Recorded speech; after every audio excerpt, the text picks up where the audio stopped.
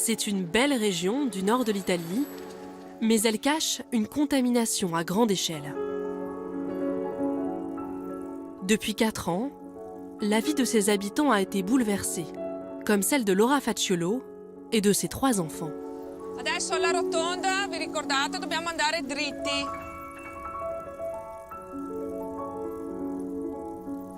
Tous les gens qui habitent ici ont potentiellement été exposés. À Montagnana, on est en plein cœur de ce qu'on appelle la zone rouge, la zone de plus grande contamination au perfluoré de la région du Veneto. La zone rouge. Les autorités ont appelé ainsi ce territoire d'une vingtaine de communes où l'eau est polluée au PFOA. Une substance de la famille des perfluorés, surnommée les produits chimiques éternels, pour leur persistance dans l'environnement. L'une des plus grandes nappes phréatiques d'Europe, contaminée. La pollution proviendrait de 7 usines chimiques. L'entreprise italienne Miteni aurait rejeté du PFOA dans la nature depuis les années 60 et jusqu'à sa mise en faillite en 2018. Polluant ainsi les rivières, les fleuves et jusqu'au robinet des habitants.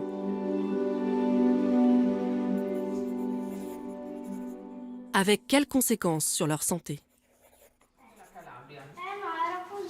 Come era così? Era così, l'hanno fatta così. L'Italia tagliata però. Che ci posso dire? En 2017, les autorités ont mené une campagne de prise de sang chez les enfants de la région. La fille aînée de Laura Facciolo, Stella, y a participé. Les résultats des analyses ont montré chez elle une forte présence de PFOA. Allora, Stella Stella a un taux de PFOA dans le sang de 27,6 nanogrammes par millilitre. 27,6 nanogrammi millilitro. Nella popolazione Une étude a été menée dans la population italienne sur plus de 200 personnes. Et le taux le plus élevé qu'ils ont mesuré, c'est 8. Celui de ma fille est 27. C'est-à-dire 3 fois plus que cette valeur maximale. Et il y a des enfants ici pour qui c'est 30 fois, parfois même 40 fois plus que la valeur maximale. Depuis ces résultats, Laura Facciolo s'inquiète pour le futur de ses 3 enfants. L'exposition au PFOA a été associée à certains cancers, des testicules, du rein, et à des maladies des intestins ou de la thyroïde.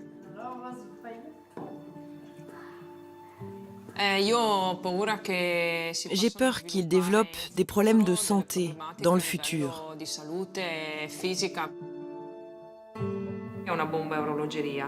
C'est un peu comme une bombe à retardement. Parce que ces substances, un jour ou l'autre, se manifestent. Parce qu'elles interfèrent dans le corps avec des mécanismes très délicats. Une intoxication à très grande échelle. 350 000 habitants touchés. Ils ont bu une eau contaminée sans le savoir.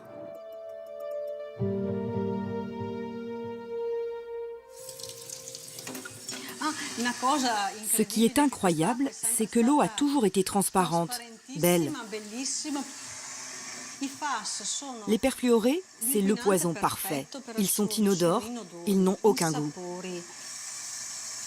Ivana Schiavo avait l'habitude d'utiliser l'eau du robinet pour à peu près tout. Ses 2 enfants ont eux aussi des taux de PFOA élevés dans le sang. Ça, c'était en 2015. À ce moment-là, on n'était pas du tout au courant. On n'avait pas encore fait les analyses, là non plus. Ivana Schiavo se sent responsable. Elle regrette d'avoir allaité ses enfants car le PFOA passe dans le lait maternel et s'y concentre.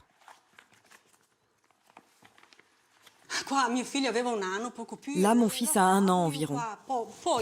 Je me sens coupable de l'avoir allaité. Je vous assure que c'est quelque chose qui fait très mal. C'est très difficile pour une mère. Tout ça nous a vraiment détruits.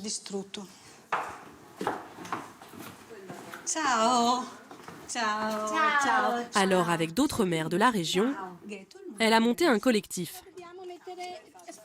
Les mères contre les PFAS, l'acronyme des perfluorés.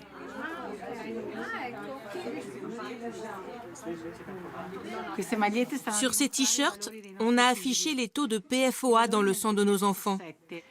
On a commencé comme ça. C'était une façon d'interpeller les gens sur la situation. On se promenait avec, on les affichait dans nos voitures. Ces t-shirts sont nos banderoles, de bien tristes banderoles. Depuis 4 ans, ensemble, elles alertent sur ces substances dont elles veulent l'interdiction. Au départ, les institutions disaient qu'on exagérait. Nous ne sommes pas trop alarmistes, nous sommes réalistes. Et nous voulons que la vérité éclate. Ce qui révolte ces femmes est de savoir que leur eau a été contaminée au PFOA, alors même qu'ailleurs, la molécule avait déjà fait des dégâts. Ils ont été révélés grâce au travail d'un avocat à des milliers de kilomètres de l'Italie. Une incroyable histoire qui a donné lieu à un film à Hollywood intitulé Dark Waters. DuPont is knowingly poisoning 70,000 local residents for the last 40 years. Celui qui a inspiré le film, c'est lui, Robert Bilott. Le combat d'un homme contre un géant de la chimie.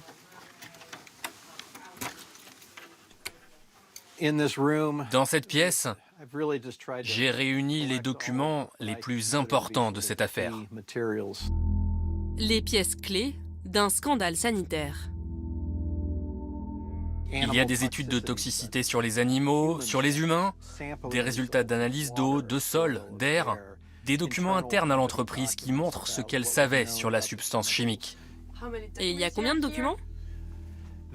Ici, on n'a qu'une partie des millions de documents qu'on a réunis au fil des années.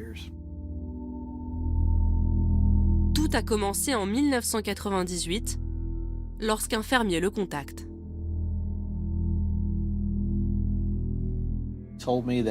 Il m'a dit qu'il avait des vaches qui mouraient sur sa propriété et qu'il avait besoin de mon aide.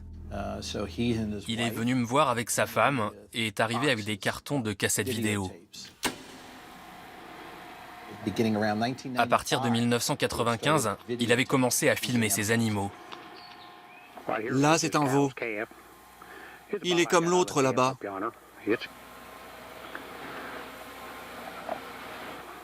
Le pauvre est mort misérablement.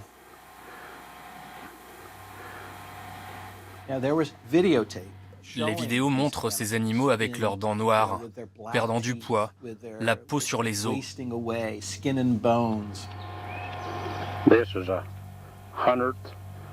C'est le 107e veau qui meurt depuis qu'on a ce problème. Et je persiste à dire que cela vient de là, que c'est cette eau qui a causé le problème. Pour le fermier, il n'y a pas de doute. Ces animaux sont contaminés par ces étranges mousses blanches. Celle-là fait au moins 40 cm de hauteur.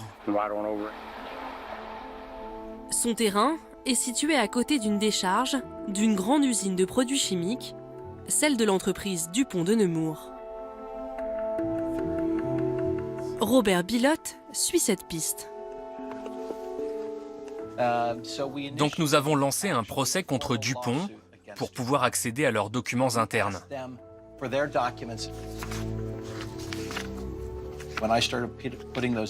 En les parcourant, il y avait mention d'une substance qui était rejetée dans la décharge et qui était incroyablement toxique et probablement la cause de cette mousse blanche et des maladies des animaux. Elle passait totalement sous les radars des autorités. Elle était appelée PFOA. J'en avais jamais entendu parler. Heureusement que c'est du téflon. Depuis les années 50, le PFOA est utilisé par DuPont pour produire du téflon. Un produit considéré comme miracle, qui se retrouve dans de nombreux objets de la vie courante, comme les poêles anti-adhésives.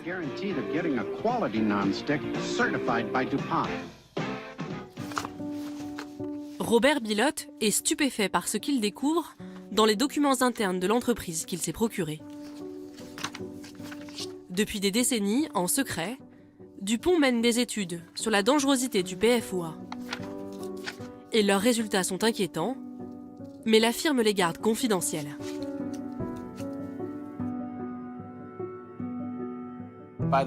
Dès les années 60, les scientifiques de Dupont trouvent que le PFOA cause de nombreux effets toxiques sur plusieurs espèces animales, sur les rats, les lapins, les cochons d'Inde, les chiens. C'est encore plus préoccupant lorsqu'ils commencent à faire les premières études sur les effets du PFOA sur le cancer dans les années 80. Les scientifiques de Dupont concluent que la substance cause des tumeurs aux testicules sur les rats exposés. Une seconde étude est réalisée dans les années 90. Elle montre à nouveau des cancers des testicules chez les rats, mais aussi des tumeurs au pancréas et au foie. Pour Robert Bilott, l'entreprise connaissait, mais a caché les risques du PFOA pendant des décennies. Il va sans dire qu'en regardant toutes ces informations, on avait découvert la raison de la mort des animaux de M. Tennant, le fermier. J'ai appelé Dupont et on a rapidement trouvé un accord avec eux. Mais à ce moment-là, on s'est rendu compte qu'on avait un problème bien plus grand. Il ne concernait pas seulement une ferme, une famille de Virginie occidentale. Cette substance s'était répandue dans le réseau d'eau potable de toute une région. Des dizaines de milliers de personnes buvaient probablement cette eau. On était face à un grave problème de santé publique. Dupont a déversé du PFOA dans la rivière Ohio, provoquant une pollution de grande ampleur autour de son usine de Virginie occidentale. Des dizaines de milliers de personnes ont bu de l'eau contaminée pendant plusieurs décennies. Lorsqu'il l'apprend, un instituteur de la région, Joe Kiger, veut connaître les conséquences pour la santé des habitants. Il se lance dans une bataille contre le géant de la chimie, très puissant dans la ville. Tout ici a un lien de près ou de loin avec Dupont. C'est un contributeur majeur dans la ville. Pour l'éducation, entre autres. Tout le monde ici, d'une façon ou d'une autre, a un proche, un cousin, bref, quelqu'un qui travaille pour Dupont. Et lorsque l'on s'attaque au gagne-pain des gens, cela les inquiète forcément. Et c'est ce que j'ai fait.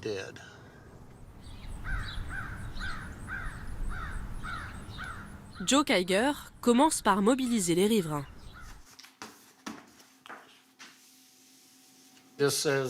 Il y a marqué « Dupont nous empoisonne ».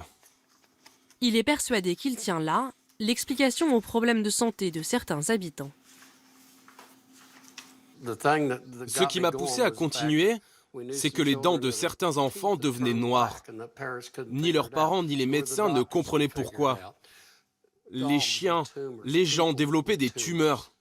Et personne ne comprenait ce qu'il se passait. Pour en savoir plus, au nom des habitants, Joe Kiger porte plainte contre Dupont. Il lance une action collective et choisit Robert Bilott pour le représenter. L'avocat va prouver que Dupont a exposé les habitants à cette substance dangereuse en toute connaissance de cause, grâce à de nouveaux documents internes qu'il s'est procurés.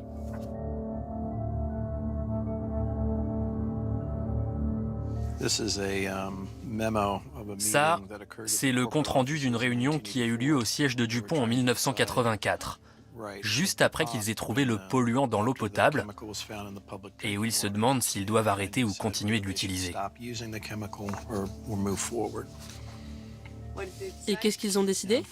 Malheureusement, ils ont décidé de continuer et même d'augmenter leur utilisation. Vous pouvez nous lire le passage en question ? Les départements juridiques et médicaux vont probablement se prononcer pour une élimination totale.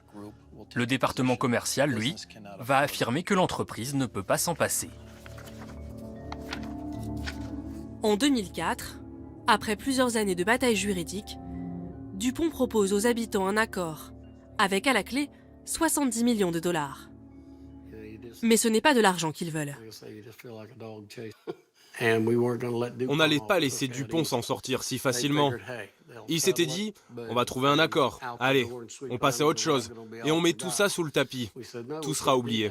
On a dit, non, nous ne pouvons pas faire ça. Il y a des gens malades, et s'ils meurent à cause de ce truc, nous devons les aider. Les habitants prennent alors une décision inédite. Plutôt que d'empocher l'argent, ils décident de l'investir dans une vaste étude épidémiologique. 69 000 personnes y participent, donnent leur sang et accès à leur dossier médical. Résultat, en 2011, un groupe de scientifiques indépendants montre un lien probable entre l'exposition au PFOA et 6 maladies, dont le cancer du rein, des testicules ou encore des maladies de la thyroïde ou des intestins.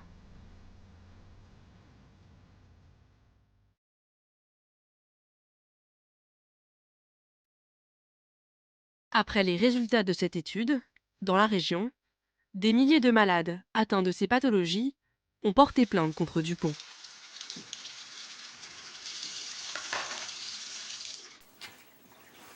Parmi elles, Earl Botkin, 78 ans. Avec sa femme, ils habitent à 70 km de l'usine. Mais leur eau courante provient de la rivière Ohio, où Dupont rejetait du PFOA. Aujourd'hui, des filtres ont été installés. On utilisait l'eau du robinet tout le temps. On la buvait, on se baignait avec, on cuisinait avec. C'était au cœur de notre vie, comme ça doit l'être chez vous. Ces soucis de santé ont commencé en 1997, avec de graves problèmes d'intestin. Earl Botkin subit ensuite une ablation du côlon. Sa femme va faire le lien avec l'eau qu'il buvait en ouvrant le journal. J'ai lu que le PFOA causait des colites ulcéreuses, pouvait causer des maladies de la thyroïde, provoquer du cholestérol et d'autres choses. Et j'ai dit, oh mon Dieu, mais tu as 3 de ces maladies. J'étais choquée. Nous n'avions aucune idée.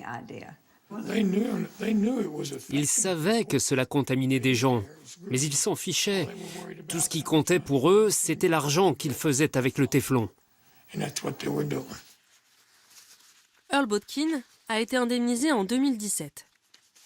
Mais cela n'a en rien apaisé sa colère envers Dupont. Ils ont signé un accord avec toutes les personnes en droit d'exiger un dédommagement. On a dû signer un papier assurant qu'on ne mènerait plus d'action en justice contre Dupont, avec une clause de confidentialité. Donc vous ne pouvez pas nous dire combien vous avez touché? Non, je ne peux pas. Est-ce que ça vous dérange? Ce que je peux vous dire, c'est que c'était loin d'être assez. Loin d'être assez, vraiment. Pourquoi? Je peux vous demander combien vous voudriez, vous, pour votre côlon? Aucune somme d'argent ne peut réparer ça. Selon nos informations, les plaignants atteints de pathologies comme celle d'Earl Botkin auraient touché entre l'équivalent de 150 000 et 250 000 euros. Au total, en 2017, Dupont a indemnisé 3 500 malades, pour un montant de l'équivalent de 580 millions d'euros. Parmi eux, d'anciens salariés de l'entreprise, dont la vie a été brisée. Comme Ken Wamsley, 79 ans.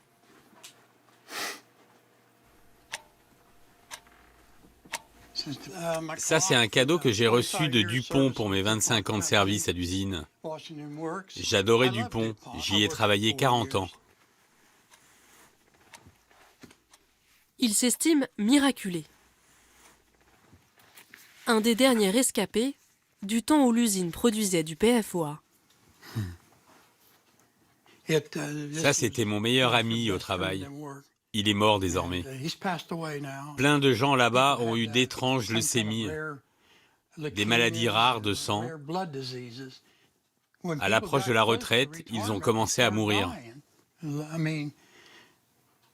À la cinquantaine, Ken Wamsley développe lui aussi de graves problèmes aux intestins, puis un cancer du rectum aux lourdes conséquences. Ils m'ont ouvert de là à là. Ils m'ont retiré une partie de mon côlon et mon rectum. À l'usine, il travaillait dans le laboratoire, en contact direct avec le PFOA. À aucun moment, il n'a pensé que cela pourrait être dangereux pour sa santé. Il avait toute confiance en Dupont. Ils me disaient que cela ne me ferait pas de mal, que c'était comme un savon. À l'époque, c'était impossible pour moi de ne pas les croire. Demandez-moi ce que je pense d'eux maintenant. Dites-moi. Ils devraient aller en prison, ce sont des criminels. J'ai été trompé. Des gens sont morts. Dieu m'a laissé en vie pour que je raconte cette histoire. Aujourd'hui encore, de nouveaux habitants malades continuent à poursuivre Dupont en justice. L'Agence américaine de l'environnement a condamné l'entreprise à une amende record de 16 millions de dollars. Sous pression, aux États-Unis, Dupont a abandonné l'utilisation du PFOA en 2015. En 2019, 200 pays, dont ceux de l'Union européenne, se sont mis d'accord pour interdire la substance. L'histoire aurait pu se terminer là. Mais c'était sans compter sur l'ingéniosité du géant de la chimie.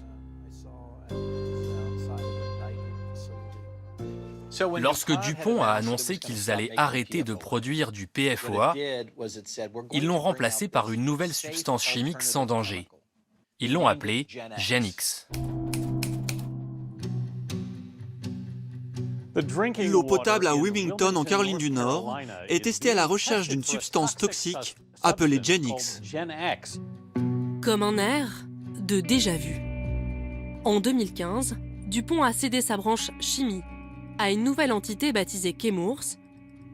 En 2017, autour d'une usine de Caroline du Nord, du GenX, la substance qui remplace le PFOA dans le téflon, est retrouvée dans l'eau potable des habitants et suscite l'inquiétude.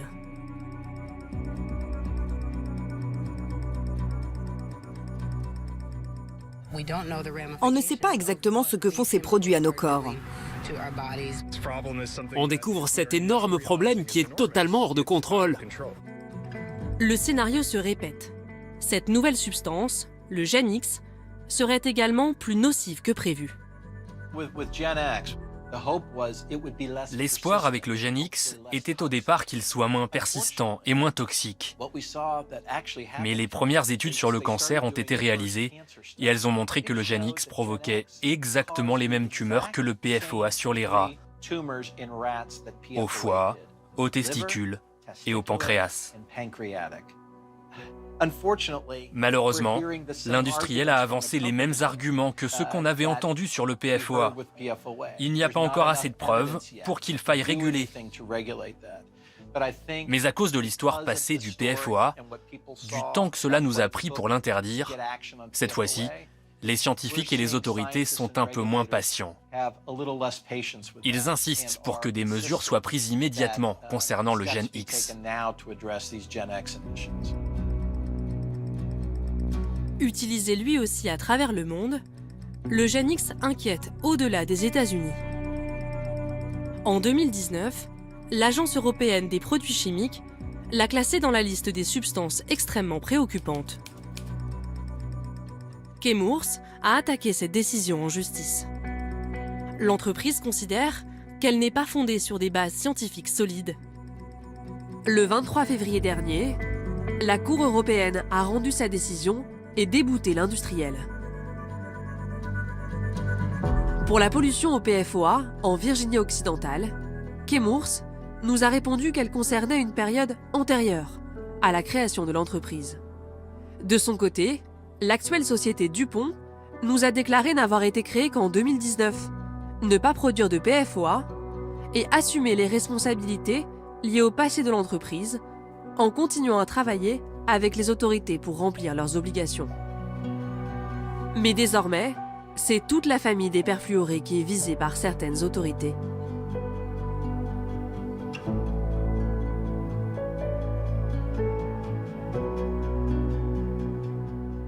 Aux États-Unis, Plusieurs États comme la Californie ou le Maine ont annoncé les interdire dans les emballages alimentaires.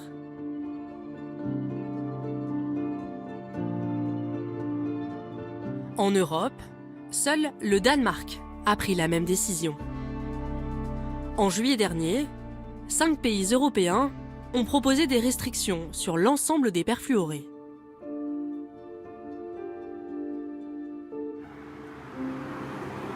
Des citoyens également poussent pour plus de régulation.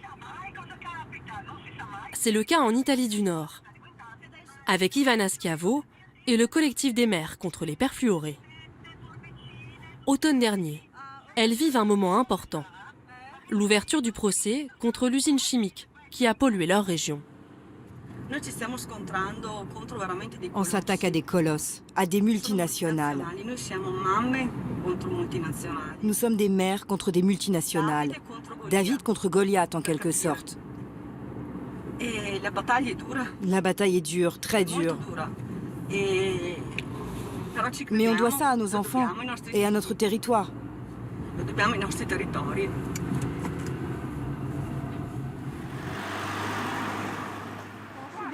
Ivana Schiavo et les autres mères veulent profiter de ce procès pour alerter l'opinion publique. Il y a tellement de gens encore qui ne connaissent pas du tout l'existence de ces substances. Comme c'était le cas pour nous au départ, on n'arrivait même pas à prononcer leur nom.